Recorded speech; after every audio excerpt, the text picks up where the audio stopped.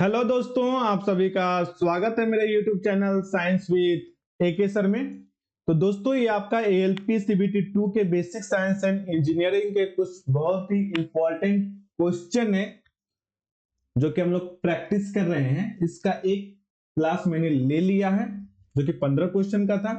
आज उसका कंटिन्यू करते हैं। आज आपके लिए 20 क्वेश्चन है जो कि हीट एंड टेम्परेचर से रिलेटेड है। इसका क्या इंपॉर्टेंस है, बहुत अच्छे क्वेश्चन है, सॉल्व जरूर कीजिएगा, पूरा वीडियो जरूर देखिएगा। अगर वीडियो अच्छी लगेगी दोस्तों तो लाइक भी कीजिएगा और मेरे चैनल को सब्सक्राइब भी कीजिएगा, ठीक है।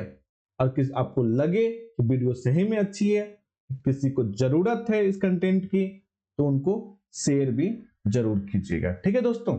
तो ये जो क्वेश्चन आप देख रहे हो ना, इसको हम लोग सॉल्व करेंगे। ये भी क्वेश्चन देखेंगे क्योंकि लल्लू पच्चू क्वेश्चन तो सभी कराते हैं, अच्छे क्वेश्चन कोई नहीं कराते विथ फॉर्मूला, ठीक है। कहां पे कैसे अप्लाई करना है, क्वेश्चन को कैसे सोचना है, ये सारी चीजें के बारे में हम लोग डिस्कस करेंगे, ठीक है दोस्तों। ये क्वेश्चन आपका हो गया था, आज यहां से हमें करना है 16 नंबर से आज करना है, ठीक है। तो पहला क्वेश्चन देखते हैं दोस्तों। तो आज का जो पहला क्वेश्चन है वह यह बोलता है दोस्तों कि एक पदार्थ का 0 डिग्री सेल्सियस पर घनत्व 10 ग्राम पर सेंटीमीटर क्यूब है, सीसी है, ठीक है। तो यहां पे क्या बोला, घनत्व के बारे में दे दिया है जो कि कितना बोला है दोस्तों, 10 ग्राम सीसी। टेम्परेचर यहां पे क्या है दोस्तों आपका, इसको मान के चलो ρ1 है, तो ये T1 है जो कि आपका 0 डिग्री सेल्सियस, सही बात है। एवं 100 डिग्री सेल्सियस पे घनत्व 9.7 जी सीसी हो जाता है।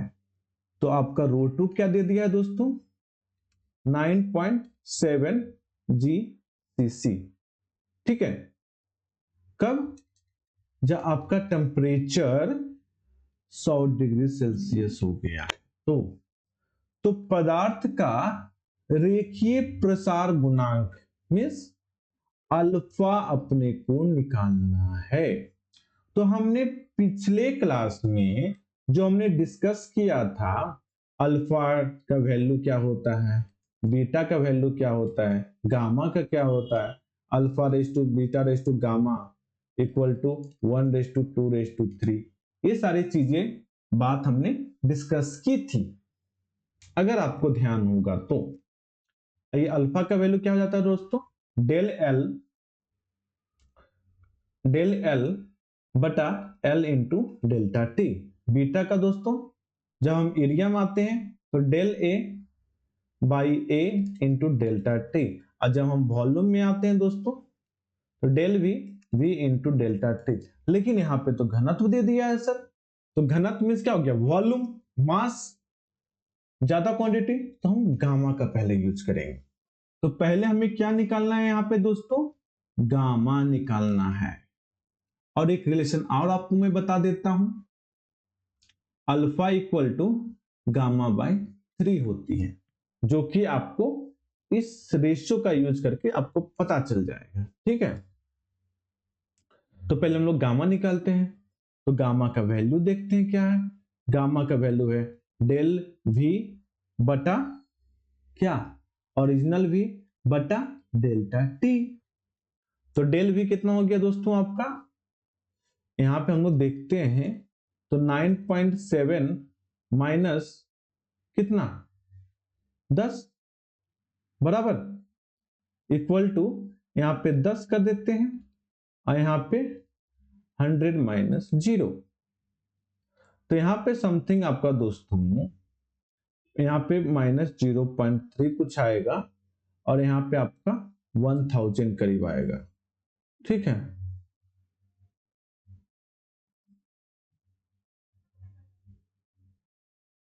इतना आ गया। तो इसको क्या लिख सकते हैं दोस्तों, ये माइनस माइनस आप प्लस कर लीजिएगा, क्योंकि ये जो ये वैल्यू जो होता है वो आपका कंप्रेशन हो रहा है तो ऑटोमेटिक माइनस में रहता है, ठीक है।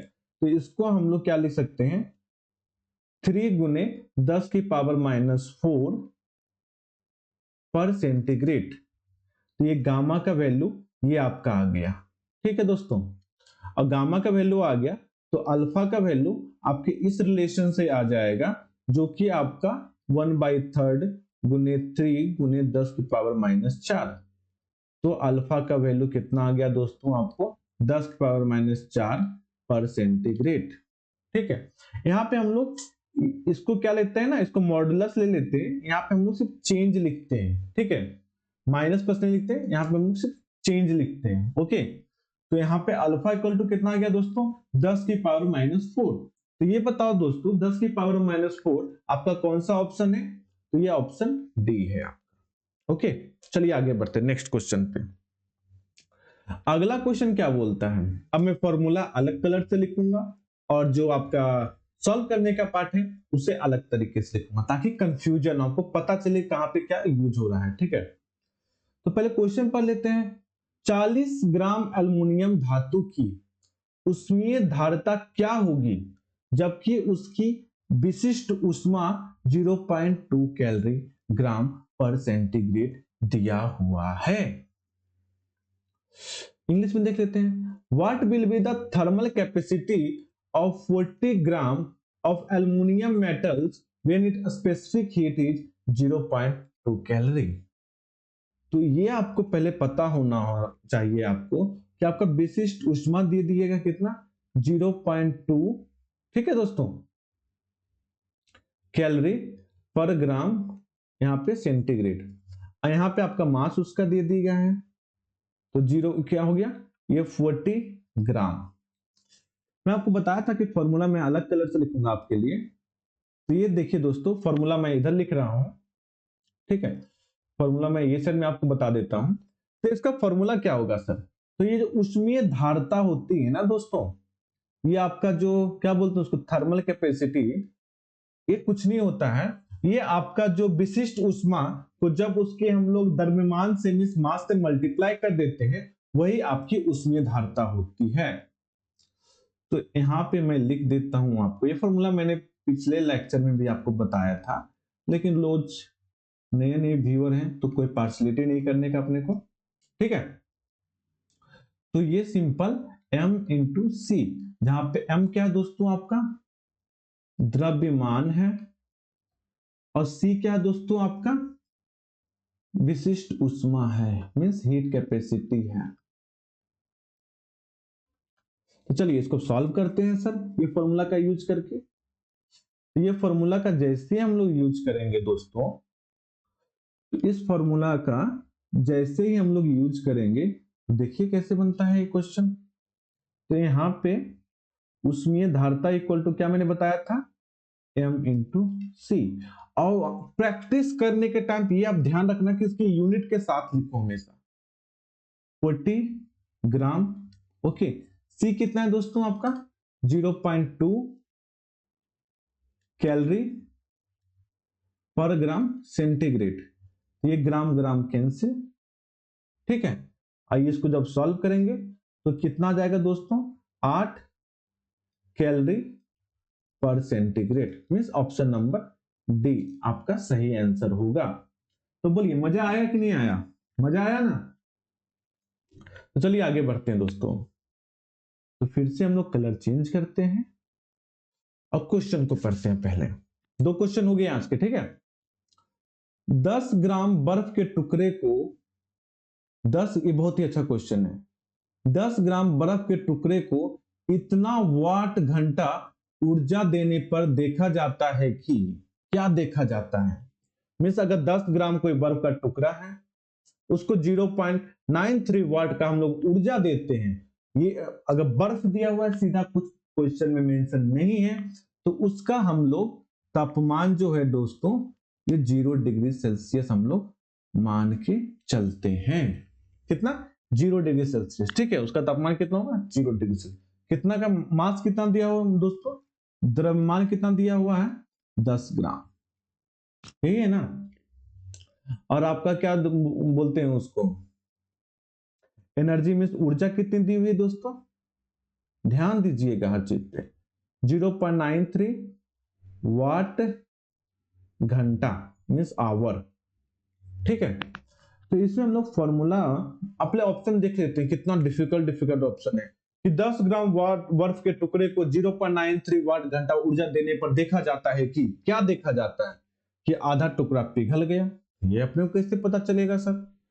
पूरा टुकड़ा पिघल जाता है तथा जल का ताप 4 डिग्री सेल्सियस तक हो जाता है। अरे बाबा, कैसा ऑप्शन दे दिए हैं? पूर्ण टुकड़ा लगभग पिघल जाता है, टुकड़ा परिवर्तित, कोई भी जैसा था वैसा ही। तो इसमें हम लोग इसको सॉल्व करने के लिए थोड़ा सा थ्योरेटिकल नॉलेज भी लेना होगा, ठीक है। तो इसको पहले हम लोग कुछ फॉर्मूला जो यूज करेंगे दोस्तों, वो हम लोग यहाँ पे लिख देते हैं। एक आपका गे उष्मा होता है, जैसा आपको पता होगा, लेकिन यहाँ पे बर्फ दिया हुआ है, तो गे उष्मा का फॉर्मूला पहले क्या होता है दोस्तों? गे उष्मा का फॉर्मूला एक तो m into C into delta T होती है, और एक होती है आपकी गुप्त उष्मा का फॉर्मूला m इंटू एल होता है। और एल का वैल्यू बताओ दोस्तों, बर्फ के लिए क्या होता है? 80 ग्राम में दिया हुआ है, तो हम लोग ये वाला यूज कर लेंगे, सिंपल कैलोरी, ठीक है, ग्राम पर केल्विन, मतलब सेंटीग्रेड यहाँ पे, ओके। तो ये चीजों को आपको ध्यान देनी होगी यूनिट के साथ में, ठीक है दोस्तों। तो यहाँ पे जैसे हम लोग पहुंचते हैं इस क्वेश्चन पे, तो पहले हम लोग और एक फॉर्मूला आपका, जैसे अब ये देखो क्या है, 0.93 वाट पर आवर, तो इसे हम लोग जूल में कन्वर्ट करने की कोशिश करेंगे। इसमें जूल में, पहले जूल में करते हैं, फिर उसको हम लोग कैलोरी में कन्वर्ट कर लेंगे, ठीक है। तो ये 0.93 वाट को क्या ले सकते हैं दोस्तों? जूल पर सेकेंड, और आवर है तो उसको हम लोग इसमें कर देते हैं 3600 सेकेंड में कर देंगे, ठीक है। तो ये सेकेंड कैंसिल, तो ये जूल में कितना जाएगा? इसको जब आप गुना करिएगा, करिए गुना, 0.93 गुने 3600, तो ये समथिंग आपका दोस्तों 3348 आ जाएगा। क्या आ जाएगा? जूल, इतना एनर्जी आएगा। लेकिन हमने इसको किस में लिया है? कैलोरी में लिया है। तो ये आपको पता होगा दोस्तों, 1 कैलोरी इक्वल टू कितना होता है? 4.18 जूल होता है कि नहीं? तो इसको हम लोग कैलोरी में कन्वर्ट करने के लिए क्या करना होगा? 3348 को डिवाइडेड बटा 4.18, ये आपका कैलोरी में कन्वर्ट हो जाएगा। तो जब इसको हम लोग कन्वर्ट करने की कोशिश करते हैं 4.18 से, तो ये समथिंग आपका दोस्तों 800.95 आ जाता है, इसमें कैलोरी में, ठीक है। अब सर ये कितना, ये बर्फ है, ये पिघला है, पहले हम लोग ये चेक करेंगे कि सही में बर्फ पूरा का पूरा पानी में कन्वर्ट हुआ है कि नहीं हुआ है, ठीक है। तो जो गे उष्मा रहेगी उसका हम लोग वो निकालने की कोशिश करेंगे दोस्तों। तो Q equal to M into L, mass कितना हुआ है? 10, एल पता ही है आपको कितना है? 80, मतलब 800 कैलोरी। और ये जो वैल्यू कितना है दोस्तों? लगभग 800 आया, मतलब लगभग पिघल ही गया है। तो पूर्ण टुकड़ा लगभग पिघल गया है, ठीक है। अगर यही वैल्यू अगर 400 आती, ठीक है, तो हम बोलते सर कि आधा टुकड़ा पिघल गया है, ठीक है। और उससे ज्यादा एनर्जी आती है तो ये बोलते हैं। लेकिन यहाँ पे सॉल्व करने के बाद क्या है दोस्तों? 800 कैलोरी आया, मींस पूर्ण टुकड़ा जो था बर्फ का वो लगभग पिघल गया है। इसलिए इसका जो आपका ऑप्शन होगा दोस्तों, वो आपका सी राइट आंसर होगा, ठीक है। चलिए आगे बढ़ते हैं, क्वेश्चन को पहले रीड आउट करते हैं। क्वेश्चन क्या बोल रहा है कि 0 डिग्री सेल्सियस पर बर्फ को 540 ग्राम मात्रा को 80 डिग्री सेल्सियस पर जल की 540 ग्राम मात्रा के साथ मिश्रित किया जाता है, तो मिश्रण का अंतिम ताप क्या होगा? If 540 gram of ice at 0 degree Celsius is mixed with 540 grams of water at means क्या है? क्वेश्चन क्या है कि कोई बर्फ है जो कि 0 डिग्री सेल्सियस पे है, 540 ग्राम का आइस का, उसको हम लोग 540 ग्राम ऑफ वाटर जो कि 80 डिग्री सेल्सियस पे है, तो बताइए कि जो मिश्रण का होगा दोनों का क्या होगा, ठीक है। मतलब दो टाइप का मटेरियल दिया हुआ है यहाँ पे, एक तो 540 ग्राम का वाटर है, पानी है जो कि 80 डिग्री सेल्सियस पे है, और एक बर्फ है 540 ग्राम का, मतलब मास सेम है 0 डिग्री सेल्सियस पे। तो इस पे हम लोग जो फॉर्मूला यूज करते हैं दोस्तों, दिया हुआ क्या है यहाँ पे कि ये कोई कंटेनर है जिसमें ये क्या है दोस्तों, आपकी आइस है जो कि कितना पे है, 0 डिग्री सेल्सियस पे है, जो कि 540 ग्राम, और एक वही जगह पे पानी है जिसका तापमान 80 डिग्री सेल्सियस है। ये आपका क्या है, लिक्विड है। जब ये दोनों को मिक्स करते हैं तो बताइए कि इसका जो T जो होगा वो कितना होगा, मिक्सचर का टेम्परेचर। तो इसमें जो हम लोग फॉर्मूला यूज करते हैं दोस्तों, वो कौन सी फॉर्मूला यूज करते हैं, Q loss equal to Q gain. तो Q लॉस कौन कर रहा है दोस्तों, पानी, मतलब जो लिक्विड फॉर्म में है आपको जो 80 डिग्री सेल्सियस पे, और Q गेन कौन कर रहा है, मींस इकट्ठा कौन कर रहा है, बर्फ। ठीक है, तो चलिए इसका फॉर्मूला सिंपल होता है।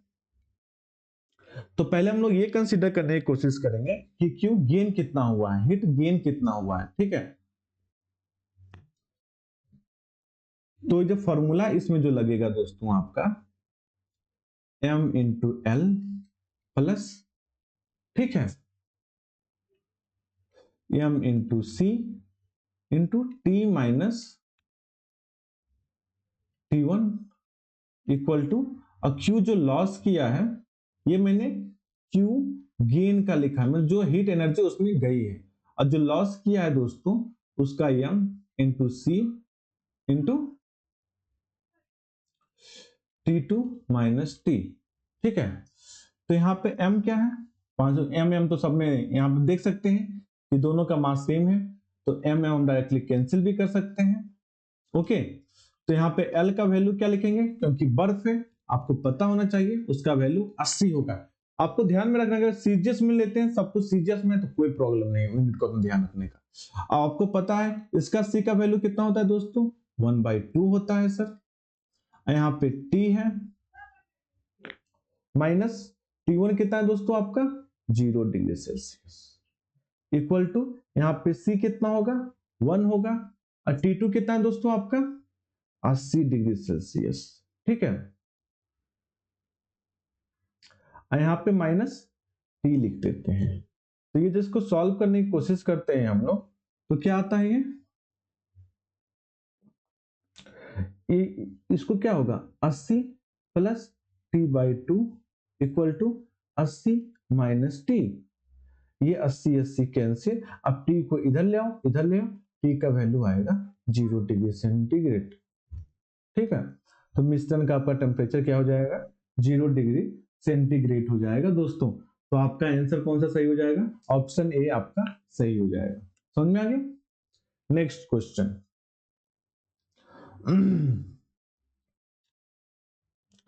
क्वेश्चन क्या बोलते हैं एक बार आप रीड आउट करिए दोस्तों पहले, कि सामान्य दाब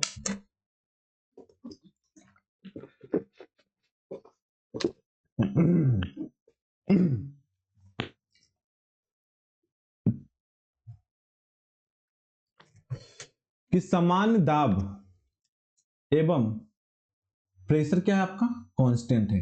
20 डिग्री सेंटीग्रेड ताप, एक गैस का आयतन कितना सेंटीमीटर क्यूब है।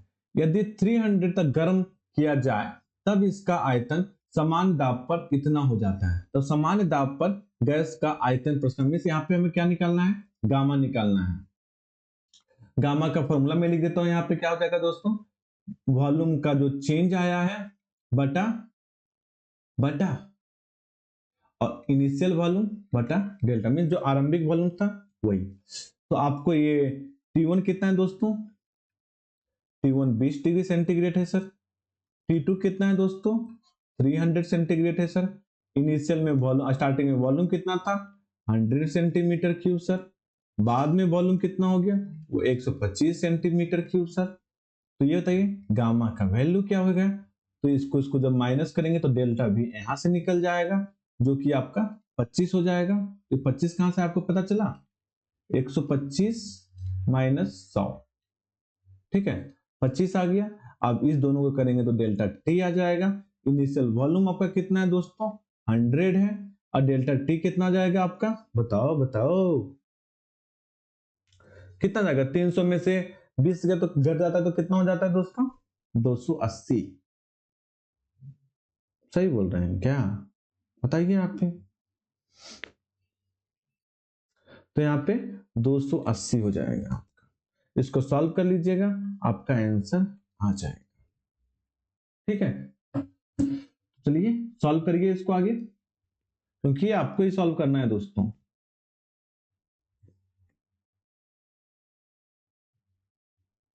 ठीक है, तो ये आपका ऑप्शन डी आ जाएगा, इसको सॉल्व कर लीजिएगा। चलिए नेक्स्ट क्वेश्चन। जब 5 किग्रा मीन्स 5 किलो जल के ताप को 20 डिग्री से बढ़ाकर इसके क्वथनांक तक लेके गए हैं, तो इसके द्वारा ग्रहण की गई उष्मा क्या होगी। जल की विशिष्ट उष्मा 4.2 kg पर केल्विन पर सेंटीग्रेड है। ठीक है, तो ये फॉर्मूला आपको पता है दोस्तों, delta Q equal to M into C into delta T. ठीक है, एम कितना है आपका 5 kg सर, T1 कितना है 20 डिग्री सेल्सियस, T2 कितना है, क्वथनांक बिंदु कितना होता है जल का 100 डिग्री सर। ठीक है, तो यहाँ पे डेल्टा टी क्या हो जाएगा आपका 80 डिग्री सर। ठीक है,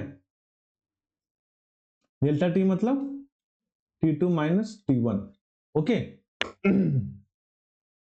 तो चलिए 80 का वैल्यू दिया हुआ है, ये कितना 4.2 किलो जल पर केल्विन पर सेंटीग्रेड।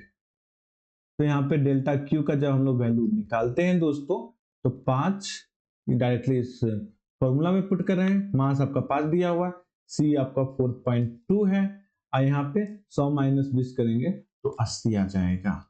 इसको सॉल्व कर लीजिए, आपका रिजल्ट आ जाएगा दोस्तों।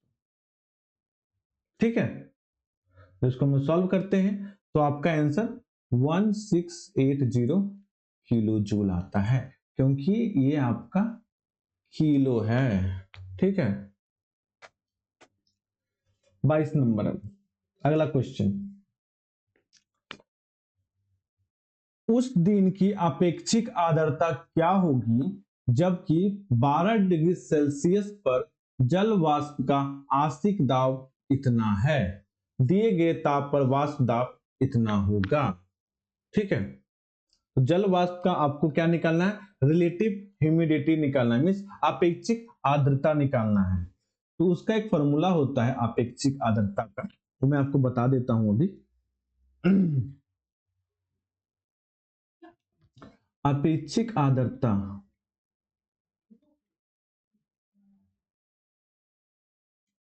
अपेक्षिक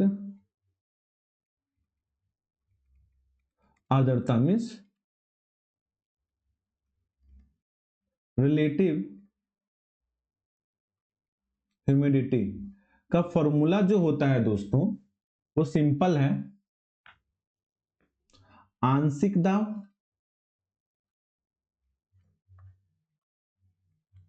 बटा वाष्प का जो दाब दिया हुआ है गुने 100। ठीक है, गुने 100। समझ में आ गया। तो यहाँ पे ये बताओ आंशिक दाब आपका कितना है जिसका हमें निकालना हो, तो जल वाष्प का ये आपका आंशिक दाब हो गया, और ये जो आपका हो गया वाष्प दाब हो गया। तो ये बताइए अपेक्षिक आर्द्रता आपकी कितनी हो जाएगी,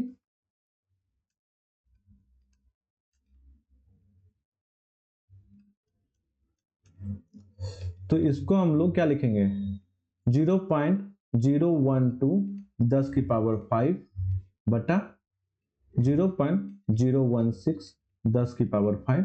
इसको सॉल्व कर लीजिए, आपका आंसर इंटू 100। ठीक है, इसको सॉल्व कर लीजिए, आपका आंसर आ जाएगा दोस्तों। तो बताइए सॉल्व करके कितना आंसर आ रहा है आपका। आपका आंसर 75% आ जाएगा। ठीक है, ये आपका सी हो गया। नेक्स्ट क्वेश्चन, हिम मिश्रण का ताप केल्विन पैमाने पे इतना है, तो इसका ताप सेल्सियस पैमाने पर क्या होगा। तो यहाँ पे हम लोग देखते हैं, आपको जैसे टेम्परेचर स्केल का कुछ फॉर्मूला भी क्वेश्चन आने वाले हैं, तो एक बार उसको देख लेते हैं रिलेशन को। क्या है यहाँ पे, c माइनस 0/5 इक्वल टू, यहाँ पे c/5 दे देते हैं, f माइनस 32/9 इक्वल टू, एक तो ये रिलेशन हो गया, स्पेस कम है यहाँ पे, रुकिए अच्छा से मैं लिख देता हूँ फॉर्मूला, ठीक है। तो फॉर्मूला क्या है दोस्तों, रिलेशन क्या है, c/5 equal to f minus 32/9 equal to k minus 273/9 equal to r/4। तो इस फॉर्मूला का आप यहाँ पे, सॉरी यहाँ पे 9 नहीं होगा, यहाँ पे 5 होगा। ओके, तो इस फॉर्मूला का यूज करिएगा। तो यहाँ पे जब हम केल्विन का पता है, तो Kelvin equal to c plus 273 होता है। तो यहाँ पे k का वैल्यू हमें पता है दोस्तों, 240 केल्विन दिया हुआ है, तो आपका आंसर ए हो जाएगा, निकाल लीजिएगा, ठीक है। सेम यहीं पे है कि दो वस्तुओं के ताप में 45 डिग्री का अंतर है, तो सेल्सियस में ये अंतर क्या होगा। मैं सिंपल इसको फ़ारेनहाइट को आपको डिग्री सेल्सियस पे ये फॉर्मूला का यूज करके आपको कर लेना होगा, ठीक है। सब मैं ही करूंगा तो आप क्या करोगे, इसका आंसर मैं आपको बता देता हूं दोस्तों, 24 का आपका ये सी होगा आंसर, ठीक है। दो वस्तुओं में ताप में 25 डिग्री सेल्सियस का अंतर है, तो परम तापक्रम में अंतर क्या होगा। परम तापक्रम जो रहता है ना दोस्तों, ये केल्विन स्केल रहती है, यहाँ पे बस यही आपको जानना था, केल्विन स्केल। यहाँ पे आपको जो यूज करिएगा फॉर्मूला, वो डिग्री सेल्सियस प्लस 273। खुद सोचिए, परम तापक्रम मतलब जो आपका केल्विन स्केल है उसका यूज करना है, ठीक है। और इसका आंसर जो आपका हो जाएगा दोस्तों, आप सॉल्व कर लीजिएगा, 298 केल्विन। 1 ग्राम पानी को 0 डिग्री फ़ारेनहाइट से 0 डिग्री सेल्सियस तक गर्म करने के लिए कितनी ऊष्मा की आवश्यकता होगी। तो सबसे पहले क्या करिएगा दोस्तों, ये आपका जो 0 डिग्री जो फ़ारेनहाइट दिया हुआ है, इसको आप पहले डिग्री सेल्सियस में कन्वर्ट कर लीजिएगा, ठीक है। मान के चलो कुछ T1 आया, और फिर इस फॉर्मूला का आप यूज कर लीजिएगा, m into C into delta T. यहाँ पे C का वैल्यू आपको 1 कैलोरी वाला, 1 कैलोरी ग्राम पर सेंटीग्रेड वाला आपको पुट करना है, ठीक है। ये पुट कर लीजिएगा, आंसर आपका आ जाएगा दोस्तों। सॉल्व कीजिएगा, क्योंकि जब तक आप खुद से सॉल्व नहीं कीजिएगा, इसमें सिंपल कुछ नहीं है, सिंपल एक टेम्परेचर दे दिया दो, एक सिर्फ उसका यूनिट चेंज कर दिया था जो कि फ़ारेनहाइट से था, उसको आपको डिग्री सेल्सियस में पहले कन्वर्ट कर लेना है, फिर उसके बाद उसकी ऊष्मा ये फॉर्मूला यूज करके आपको निकाल लेना है। जो अच्छा क्वेश्चन रहेगा मैं खुद ही बताऊंगा दोस्तों आपको। एक धातु की बनी वस्तुओं की ऊष्माधारिता का अनुपात इतना है, तो बर्तनों के द्रव्यमानों का अनुपात कितना होगा। जब आपको पता है दोस्तों, ऊष्मा जो धारता रहता है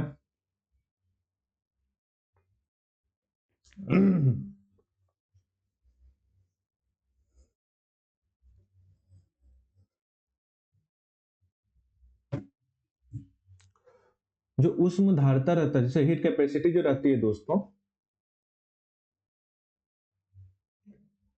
ऊष्मा धारिता जो रहता है वो m इंटू सी रहता है, ठीक है।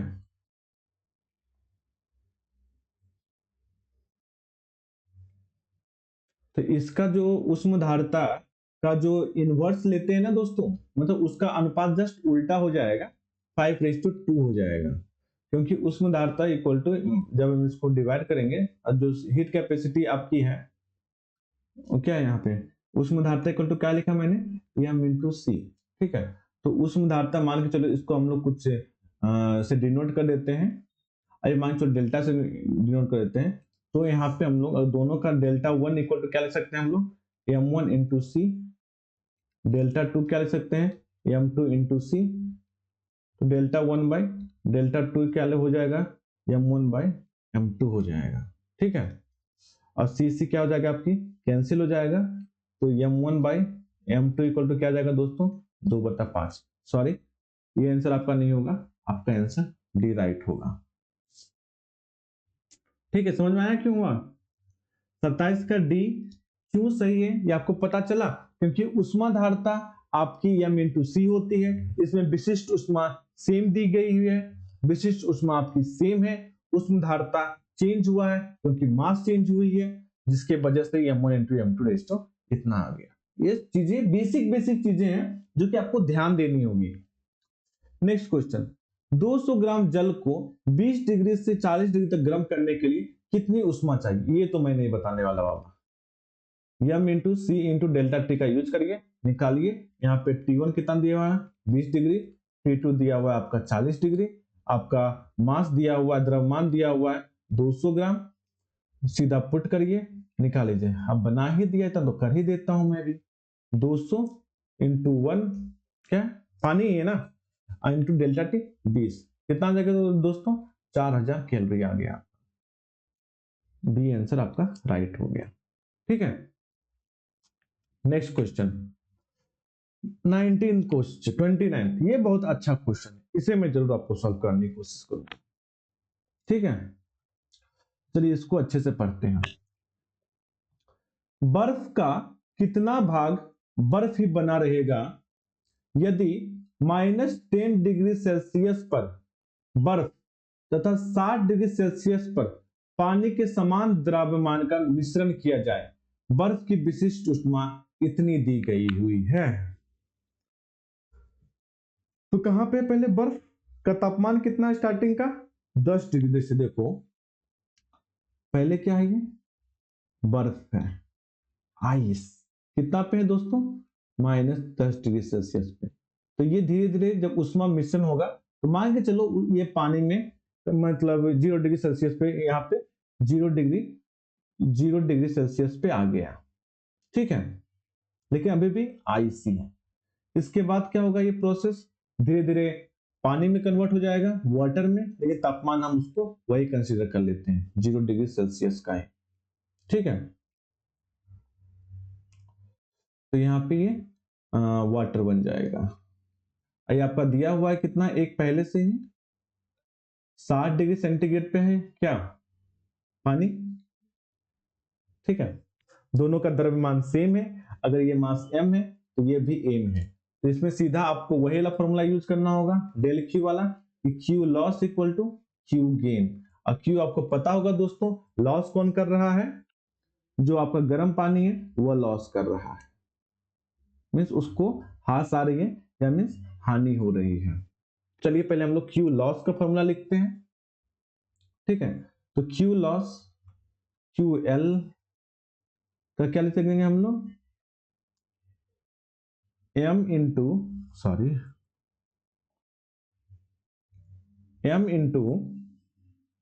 सी। सी कितना होता है, 1 होता है उसका, आपको पता होगा।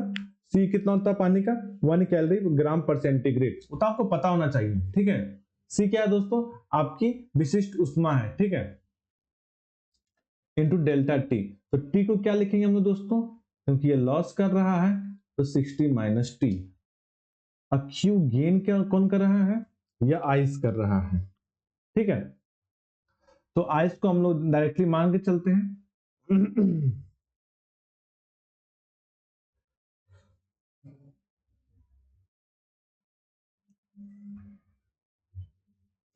क्यू गेन का लिखिए दोस्तों पहले आप,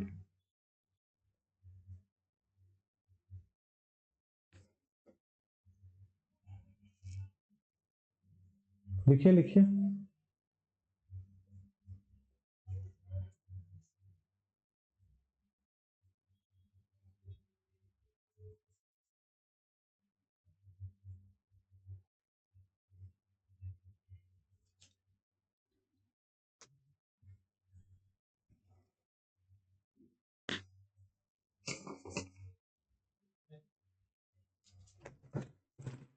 बनाइए इसको दोस्तों, अच्छा क्वेश्चन है, मैंने कुछ हिंट दिया था आपको, उसको सोचिए और बनाइए आप। ठीक है,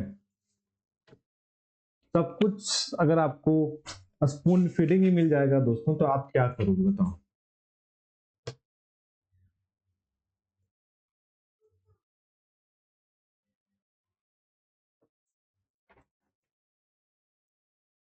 नहीं बताइए आप क्या करिएगा। सब कुछ मिल जाना अच्छी बात नहीं है ना दोस्तों।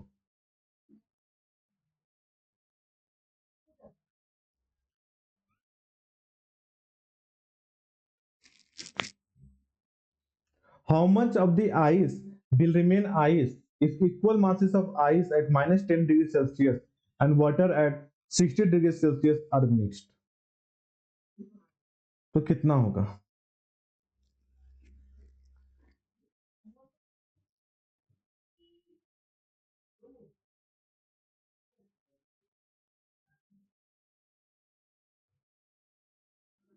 ये क्वेश्चन आप बनाइएगा, मैं इसको बाद में बताऊंगा आपको, ठीक है, लास्ट में बताऊंगा इस क्वेश्चन को। चलिए नेक्स्ट क्वेश्चन। पानी, ये भी अच्छा क्वेश्चन है कि पानी 42 मीटर ऊंचाई से जमीन पर गिरता है, यदि स्थितिज ऊर्जा का ऊष्मा में परिवर्तन हो जाए तो पानी में ताप की वृद्धि क्या होगी? बहुत ही अच्छा क्वेश्चन है। तो पहले हमें क्या करना होगा, थोड़ा सा जो मोशन का जो जो आपकी स्थितिज ऊर्जा होती है उसका फॉर्मूला आपको पता होना चाहिए। क्या होती है स्थितिज ऊर्जा? स्थितिज ऊर्जा क्या होती है दोस्तों?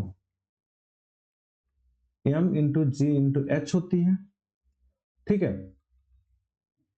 और आपको जो Q equal to M into C into delta T, ये दोनों को आपको इक्वल करना होगा बस, और कुछ नहीं, ठीक है। तो M G H equal to M C, क्योंकि एक कोई लॉस करेगा दूसरा गेन करेगा, तो पानी में डेल्टा टी हमें निकालना है। यहाँ पे मास दोनों का सेम है तो कैंसिल हो गया। जी कितना है? 9.8 है। एच कितना है दोस्तों? 42 मीटर है। सी कितना है इसका? 1 ही होता है, ठीक है। तो यहाँ पे डेल्टा टी क्या होगा?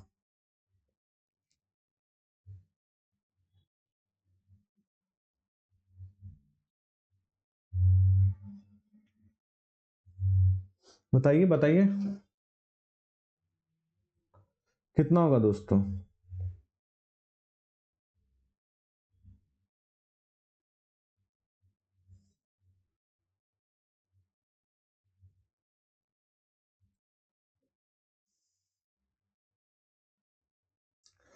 कि water falls on the ground from a height of 42 meter, if the potential energy is converted into heat, ठीक है, then what will be the water temperature of water कितना से इंक्रीज होगा, ये बताओ आप।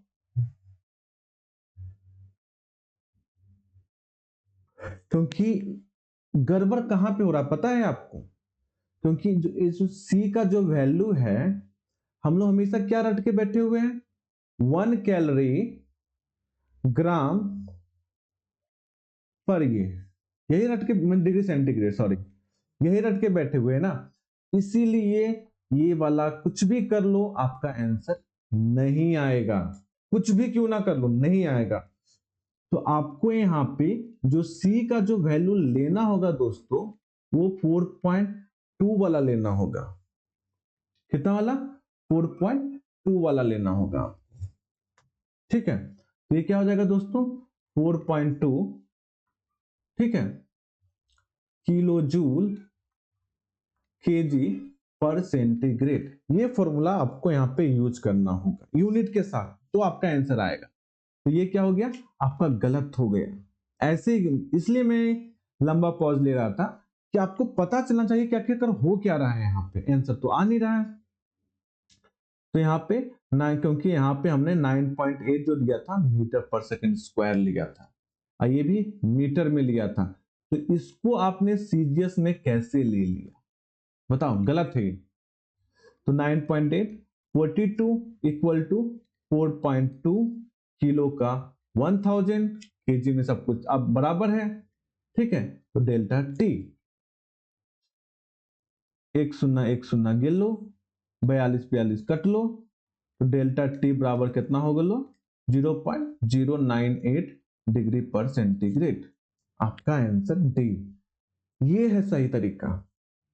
इसलिए मैं बार बार आपको बोल रहा हूं कि आपको यूनिट का बहुत ही ज्यादा ध्यान रखना होगा दोस्तों, बहुत ही ज्यादा, ठीक है, बहुत ज्यादा ध्यान देना होगा। चलिए नेक्स्ट क्वेश्चन, यदि किसी वस्तु का द्रव्यमान 100 ग्राम है तथा विशिष्ट ऊष्मा 0.11 कैलोरी पर ग्राम सेंटीग्रेड है तो उसकी ऊष्माधारता क्या होगी? ऊष्माधारता मैं कितना बार बता चुका हूं आपको, m इंटू सी होती है डायरेक्टली। m कितना है वो आपका दोस्तों 0.1, 100 से गुना करो, आंसर आ जाएगा, ठीक है। तो आंसर क्या आ जाएगा दोस्तों आपका 11 कैलोरी पर कितना सेंटीग्रेड। तो कौन सा ऑप्शन दिख रहा है आपको? सी ऑप्शन राइट है इसका। नेक्स्ट क्वेश्चन, अगला क्वेश्चन बहुत ही इंपॉर्टेंट है कि 10 ग्राम के प्लेटिनियम के एक टुकड़े को भट्टी से निकालकर 40 ग्राम पानी में डाल दिया जाता है जिसका ताप 30 डिग्री से बढ़कर 40 डिग्री हो जाती है, तो भट्टी का ताप क्या होगा? जिसकी प्लेटिनियम का विशिष्ट ऊष्मा कितना दिया हुआ है। फिर से क्वेश्चन कि 10 ग्राम के प्लेटिनियम के एक टुकड़े को, 10 ग्राम का एक प्लेटिनियम का टुकड़ा है, भट्टी से निकाला, उसको 40 ग्राम पानी में डाल दिया गया जाता है जिसका तापमान 3 से बढ़कर 40 डिग्री हो जाता है, भट्टी का ताप क्या होगा? मींस ये जो आपका है वो मिक्सचर का टेम्परेचर है।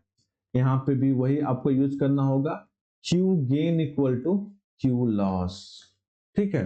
अब तापमान कितना बढ़ के हो गया 30 से 40 डिग्री, मतलब जो आपका जो गेन किया है वो कौन सा गेन किया है? पानी का गेन किया। ये भी आपको समझना होगा कि आखिरकार जो एनर्जी गेन हो रही है वो किसको गेन हो रही है? तो पानी को गेन हो रही है, ठीक है। और ये 10 ग्राम प्लेटिनियम अपनी लूज कर रही है। तो पहले दोस्तों हम लोग यहाँ पे Q लॉस जो होती है, Q जो हार्स हुई है उसका पहले हम निकाल लेते हैं। तो Q गेन का इक्वेशन लिखते हैं, Q gain equal to m into C into कितना T माइनस T1, ये तो लिखते हैं ना हमेशा। मास कितना दिया हुआ है पानी का दोस्तों 40, उसका कितना होता है 1 कैलोरी होता है सर, ठीक है, बिल्कुल ठीक है सर। और ये डेल्टा टी कितना हो गया 40 माइनस 30, तो ये कितना हो जाएगा दोस्तों आपका 400 कैलोरी गेन हुआ है, ठीक है। अब Q लॉस कितना होगा, जैसे आप 10 m इंटू सी इंटू क्या जो उसका प्लेटिनियम का जो टेम्परेचर रहेगा, हम तो यही तो निकालना है हमें, यहाँ पे T2 तो ही निकालना है कि प्लेटिनियम का टेम्परेचर क्या था, ये तो मिक्सचर का टेम्परेचर है। तो मास कितना दिया हुआ है दोस्तों 10, यहाँ पे 0.032 दे दिया गया है आपको, ठीक है। अब T2 हमें निकालना है, माइनस कितना 40 डिग्री सेंटीग्रेड। तो इसको हम लोग बराबर, इस इक्वेशन जो लिखा है इसको हम लोग को सॉल्व करना होगा, सॉरी